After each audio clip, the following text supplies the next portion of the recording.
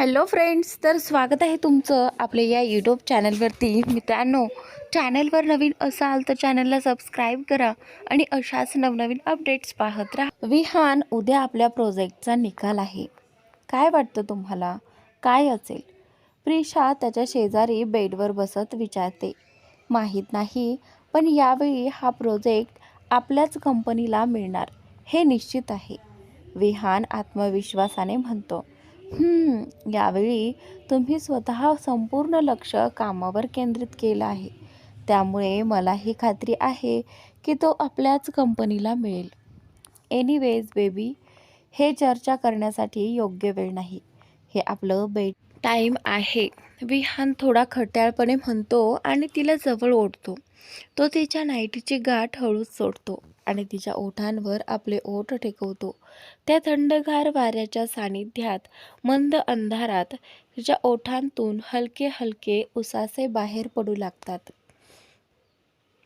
विहान दरवेळी स्वतःचं काम थोडं बाजूला सारून प्रिशासाठी वेळ काढतो.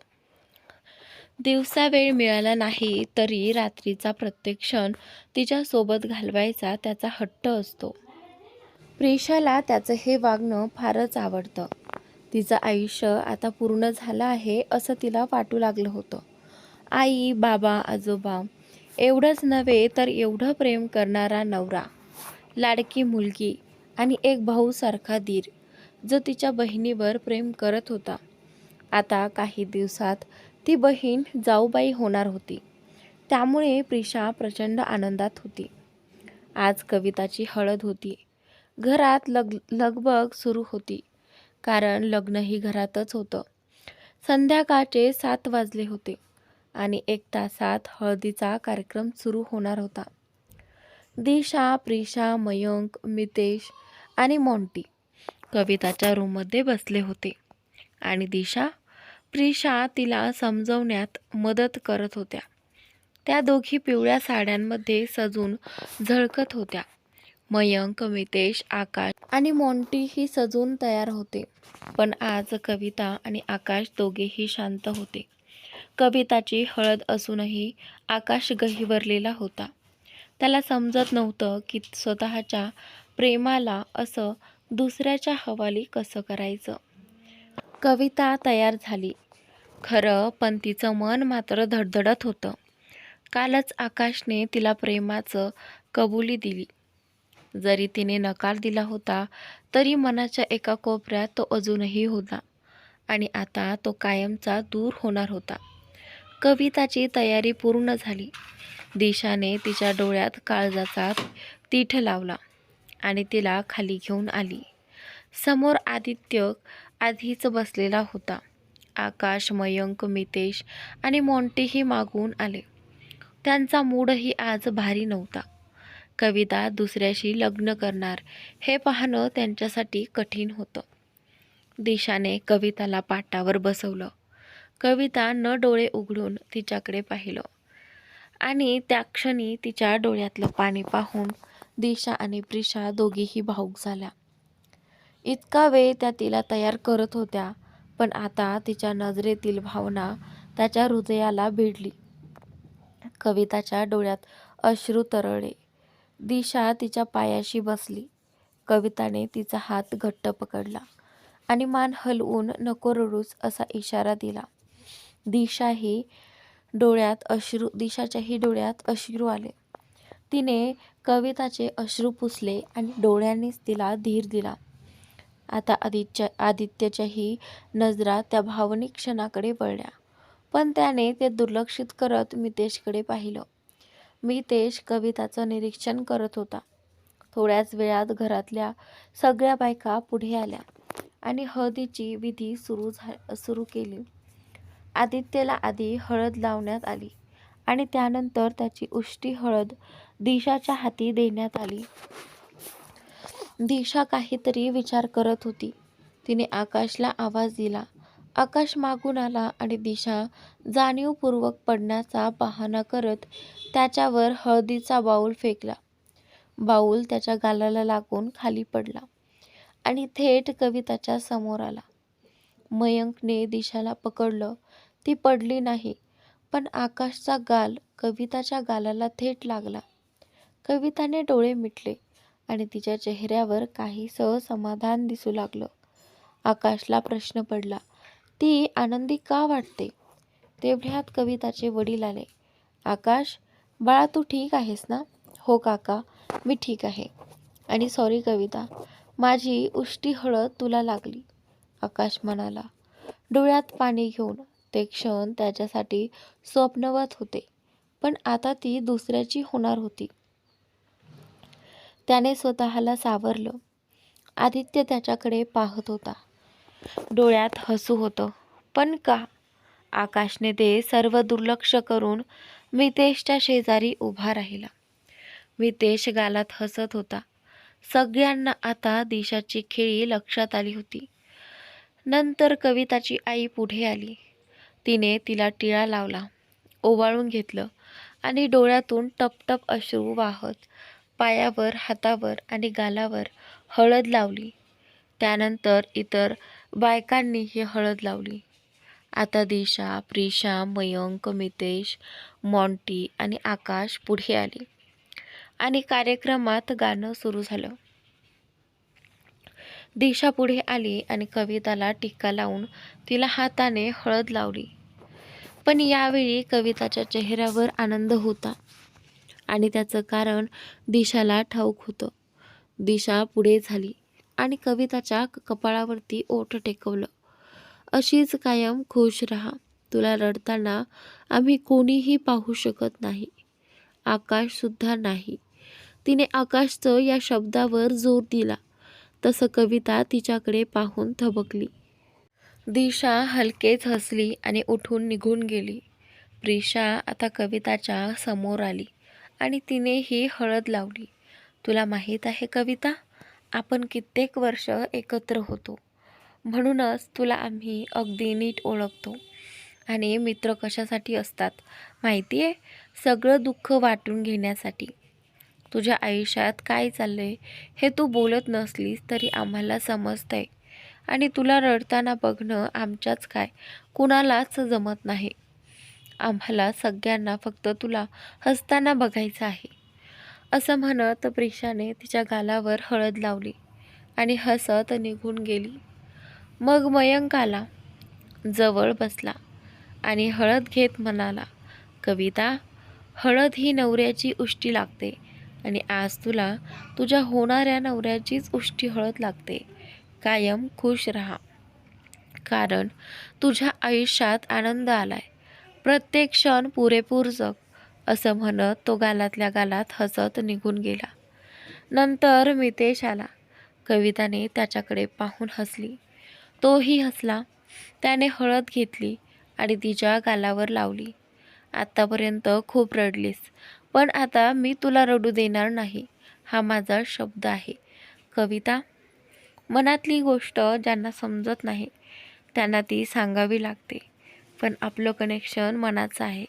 तुझ्या मनातली गोष्ट न सांगता मला समजली आणि आता ती पूर्ण होईलच, मितेश म्हणाला आणि डोळा मारून निघून गेला. कविता मंद हसली, पण तिचे डोळे पाणावले होतेच. मॉन्टीही आला आणि तिला हळद लावली. तुला माहीत आहे, आपलं कायम भांडण व्हायचं, कारण तू काही सांगत नव्हतीस. पण यावेळी मी लगेच ओळखलं आणि आता ओळखलं आहे तर तुला यातून बाहेर काढेन. तुझ्या भावाचा शब्द आहे. असं म्हणत मॉन्टी निघून गेला. कविताने पाहिलं, तिथे आकाश होता. त्याचे डोळे अश्रूंनी भरले होते आणि त्यांचं बघून कविताचेही डोळे पाणावले. आकाश तिच्या समोर गुडघ्यावर बसला, हात पुढे केला आणि तिचे अश्रू हलकेच पुसले. तिने डोळे बंद केले. खरं बोललीस कविता, प्रेम प्रत्येकाला मिळत नाही आणि माझ्याकडून खूप मोठी चूक झाली. त्याची शिक्षा मी भोगतोय. पण तू आदित्यसोबत खुश आहेस हे बघूनही मी आनंदी आहे.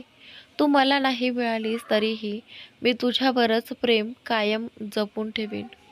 तुझ्यासाठी माझ्या मनात स्थान खूप मौल्यवान आहे आणि हे स्थान मी कोणालाच देणार नाही. या जन्मातही नाही, आकाश म्हणाला आणि तिच्या गालावर हळद लावली. तिच्या डोळ्यातून अश्रू वाहू लागले. I love you so much कविता.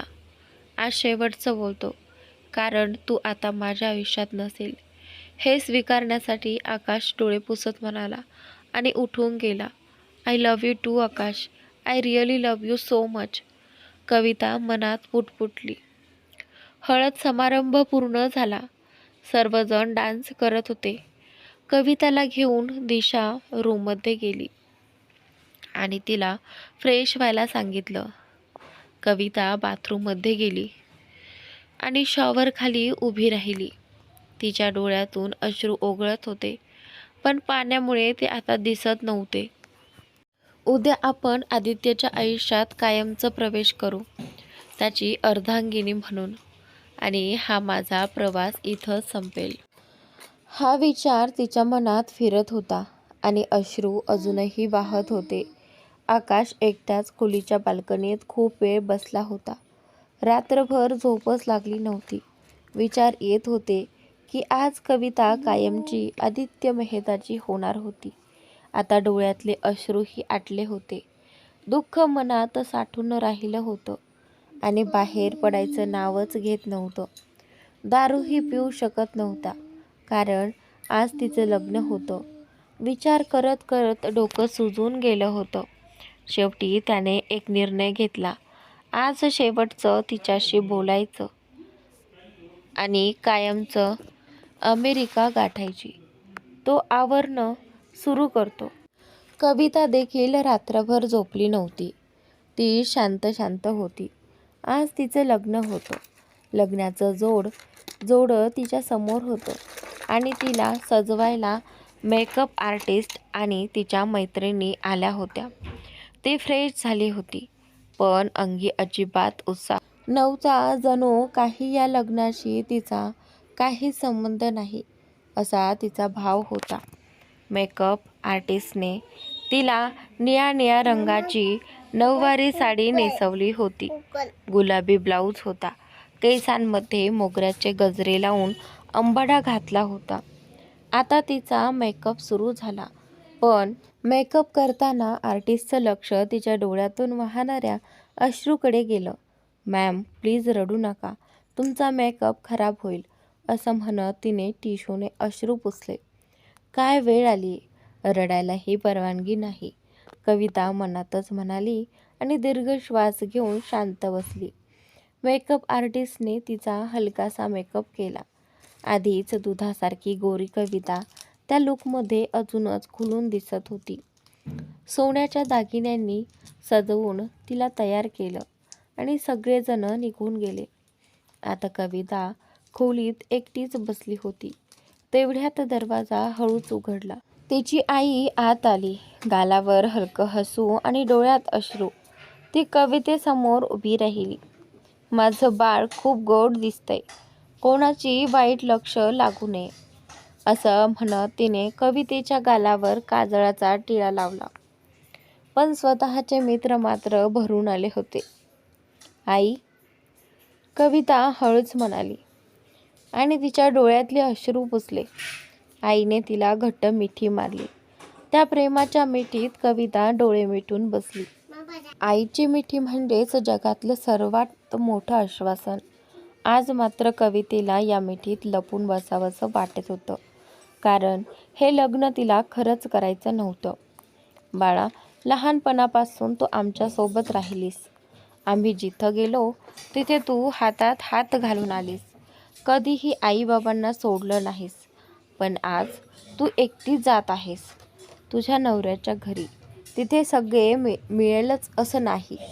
काही वेळा मन मारून जगावं लागतं.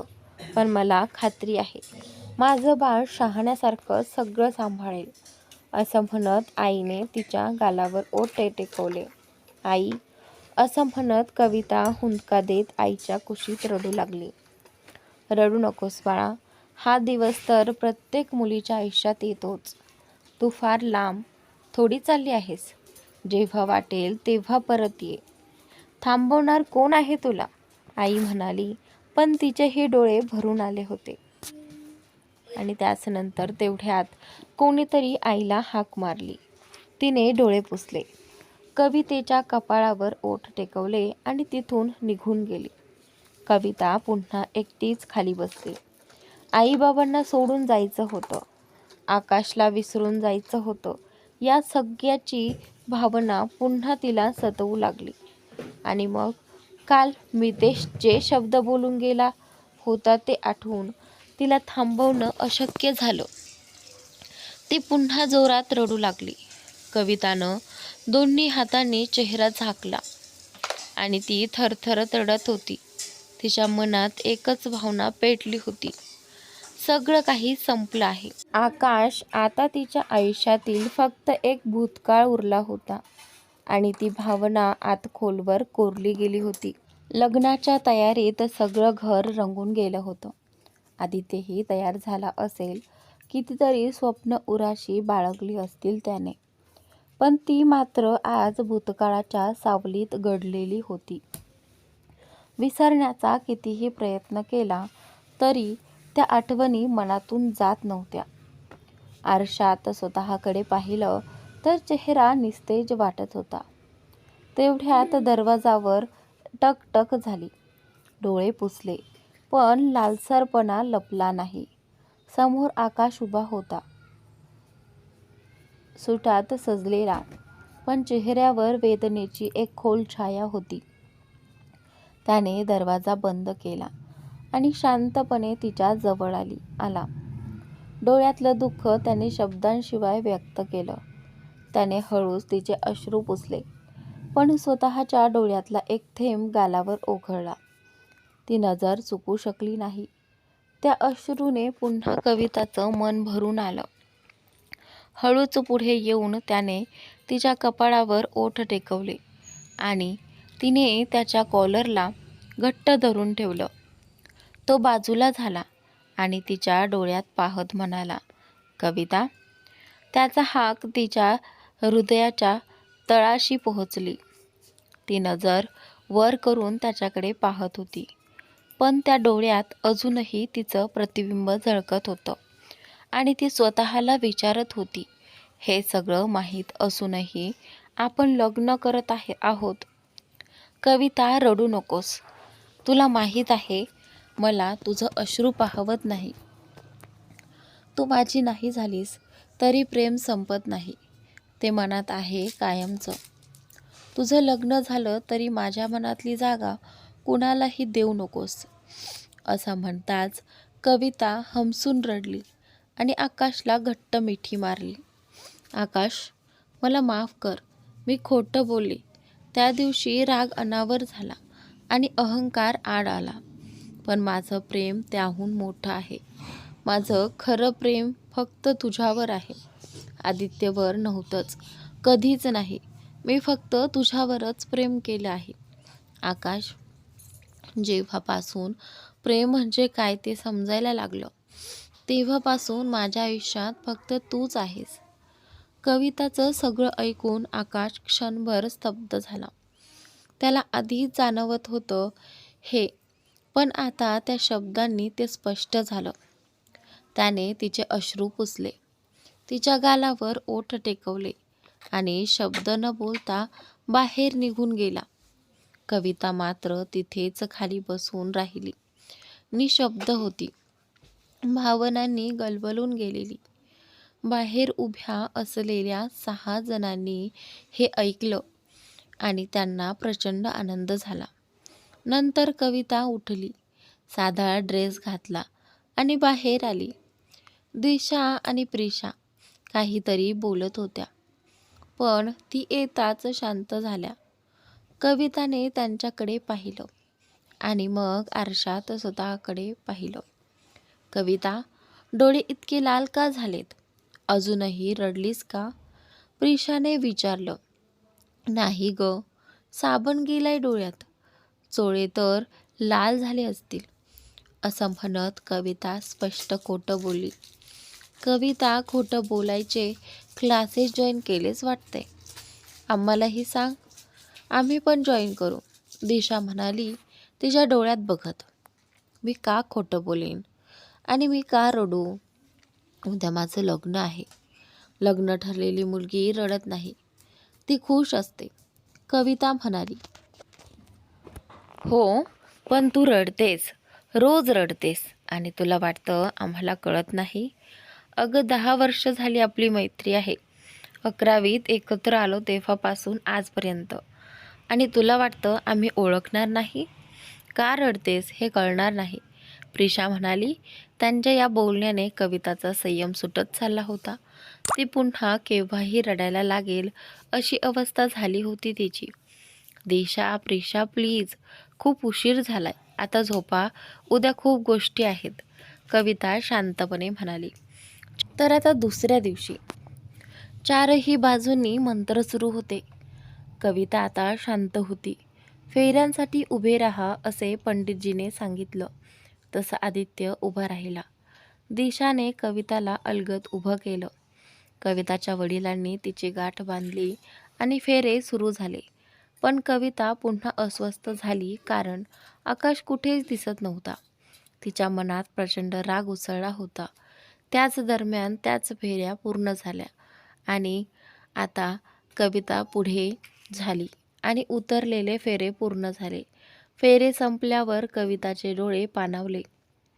चला मंगळसूत्र घाला, पंडितजी म्हणाले. आदित्यने मंगळसूत्र हातात घेतलं. काही मंत्रानंतर ते कविताच्या गळ्यात घातलं. दिशाने कुंकवाचा करंडा आदित्य समोर धरला. आदित्यने त्यातून चिमूटभर कुंकू घेतलं आणि कविताच्या भांगात भरलं. तिने डोळे बंद केले आणि पुन्हा उघडले. डोळ्यात अश्रू गालावर टपकले. सर्व विधी पूर्ण झाले होते. बाहेर फटाक्यांचा गजर होत होता, पण तिचं मन ओळखू येणार नव्हतं. तिचं स्वप्न अपूर्ण राहिलं होतं. आकाशसाठी शोधणारे डोळे आता खाली झुकले. विवाह पार पडला होता. वधूवरांनी सर्व मोठ्यांचे आशीर्वाद घ्यावेत असं पंडितजी म्हणाले आणि कविता आदित्यने सगळ्यांचे आशीर्वाद घेतले. थोड्या वेळाने प्रिशा कविताला चेंजिंग रूममध्ये घेऊन गेली. तिने दरवाजा बंद करून घेतला आणि कविताला कपडे बदलायला सांगितलं. कविता आत आली आणि मटकन खाली बसली. तिने गळ्यातील मंगळसूत्र हातात घेतलं आणि डोळ्यातून अश्रू वाहू लागले. समोर आरशात आणि स्वतःचं प्रतिबिंब बघून ती हादरली. गळ्यात मंगळसूत्र, भांगात कुंकू, प्रत्येक मुलीचं हे स्वप्न असतं. पण ती स्वप्न ज्याच्यासोबत पाहिलं होतं तो नव्हता. आज तिच्यासमोर कुणीतरी वेगळाच होता. तिचा हुंदका फुटला आणि ती जोरजोरात रडायला लागली. चेहरा हाताने झाकून ती थरथरत रडत होती. तिचं दुःख इतकं खोल होतं की आकाश तिच्या सोबत नाही याचा तीव्र राग येत होता. तो कुठे आहे, का नाही आला, हे प्रश्न तिच्या मनात घोळत होते. तो थांबू कसा शकतो? आपल्या प्रेमाचं लग्न दुसऱ्याशी होतंय आणि तो कुठेच नाही. या विचारांनी ती ढवळून निघाली होती. आरशातलं तिचं प्रतिबिंबही तिला परकं वाटू लागलं. कदाचित आकाशसोबत लग्न झालं असतं तर तिच्या चेहऱ्यावर समाधान दिसलं असतं. पण सत्य हेच होतं. आता ती आदित्य मेहताची पत्नी होती. हे सत्य बदलणं अशक्य होतं आणि आता तिला दुसऱ्याच गोष्टीचा विचार सतवत होता. मितेश आणि दिशा यांचं काय? मितेश कधीच दिशाची लग्न करणार नाही का? हा विचार तिला अस्वस्थ करत होता. नाही, काहीतरी करून त्याला समजावलं पाहिजे, नाहीतर दिशाचं मन तुटेल. तिचं मन आधीच तुटलं होतं आणि प्रेम असूनही काही करू न शकल्याचं दुःख तिला खात होतं. इतक्यात दरवाज्यावर टकटक झाली. प्रिशा बाहेरून आली. कविता, लवकर आवर, तयार व्हायचं आहे. कविता सावध झाली. तिने अश्रू पुसले आणि तयारी सुरू केली. प्रिशा कविताला घेऊन आली. समोर स्टेजवर आदित्य उभा होता, पण पाठमोरा. कविता थोडी पुढे गेली. आदित्य सर्वांशी बोलत होता, पण अचानक त्याची नजर कवितावर पडली. तो वळला आणि तिच्या दिशेने एकटक पाहू लागला. खाली झुकलेले डोळे, भरजरी लेहेंगा, हिरवा चुडा, गळ्यात मंगळसूत्र, भांगात कुंकू. ती खूप सुंदर दिसत होती.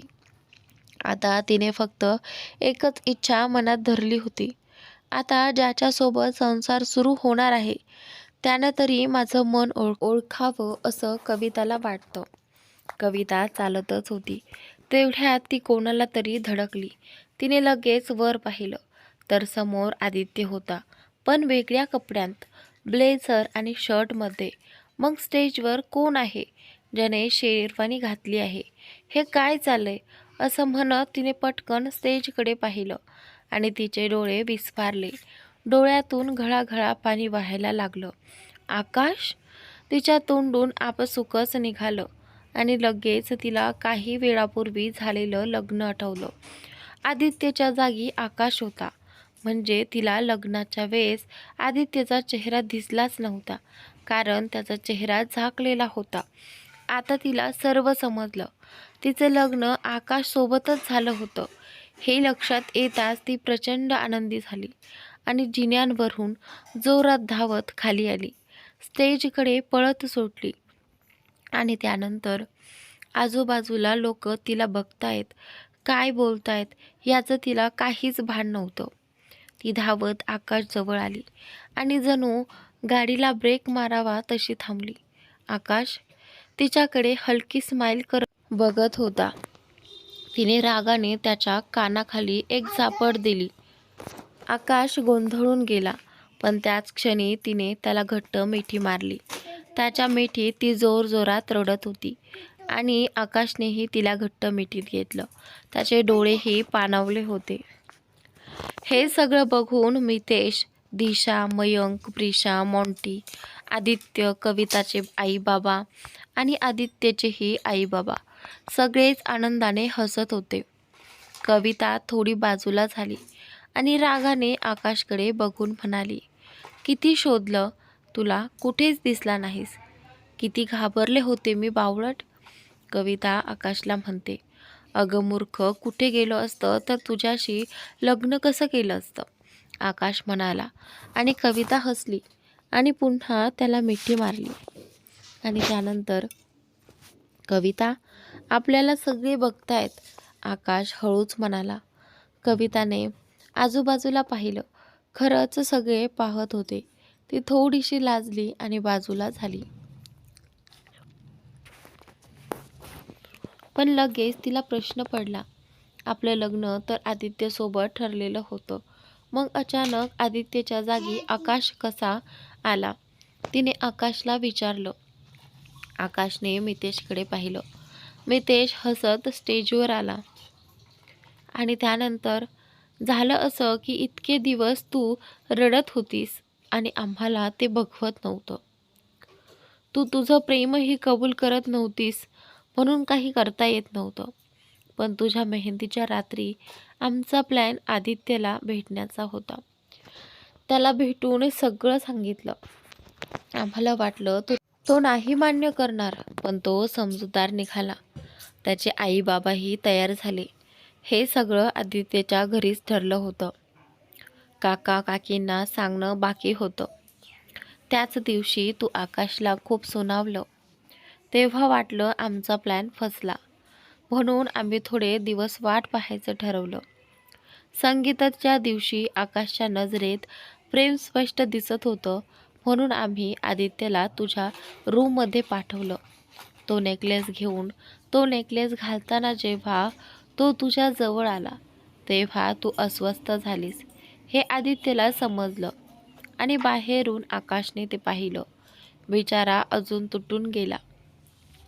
आणि त्यानंतर डान्स करतानाही तुझ्या डोळ्यातलं दुःख आम्ही पाहिलं. आणि जेव्हा आकाश अँकरिंग करत स्टेजवर आला तेव्हा तुझ्या डोळ्यातून पाणी आलं. तेव्हा ते आम्हाला सगळं सांगून गेलं. दुसऱ्या दिवशी हळद होती. दिशाने मुद्दाम आकाशला आवाज दिला. पुढे येताच तिने पडायचं नाटक केलं. त्याच्या अंगावरची उष्टी हळद तुला लागली. प्लॅन सक्सेस झाला. तेव्हा सगळे म्हणाले की आता तुला रडू देणार नाही, पण तू इतकी खुश होतीस की हळद लागली हे लक्षातच आलं नाही. संध्याकाळी दिशा आणि कविताने विषय काढला तरी तू टाळाटाळ करत होतीस, म्हणून मी तुला शपथ दिली. पण तिचाही फारसा उपयोग झाला नाही. त्याच दिवशी काकांनी आमचं बोलणं ऐकलं. मग आम्ही सगळे, मी, प्रिशा, दिशा, आदित्य सगळ्यांनी काका काकींना सत्य सांगितलं. त्यांनाही तुझं प्रेम मान्य झालं. दुसऱ्या दिवशी आम्ही अजिबात कल्पना केली नव्हती की तू स्वतःहून तुझं प्रेम कन्फेस करशील. आमचा प्लॅन होता, जर तू काहीच बोलली नाहीस तर आम्ही आकाशला लग्नाला बसवणार होतो. पण तूच तुझ्या भावना बोलून दाखवल्यास आणि सगळ्यांनी, अगदी आदित्यनेही ते ऐकलं. आणि त्याचनंतर मात्र आदित्यने हे लग्न करण्याचा विषय सोडून दिला. तर मित्रांनो, आजचा भाग इथेच संपलेला आहे. पुढील भाग पाहण्यासाठी चॅनलला सबस्क्राईब नक्की करा.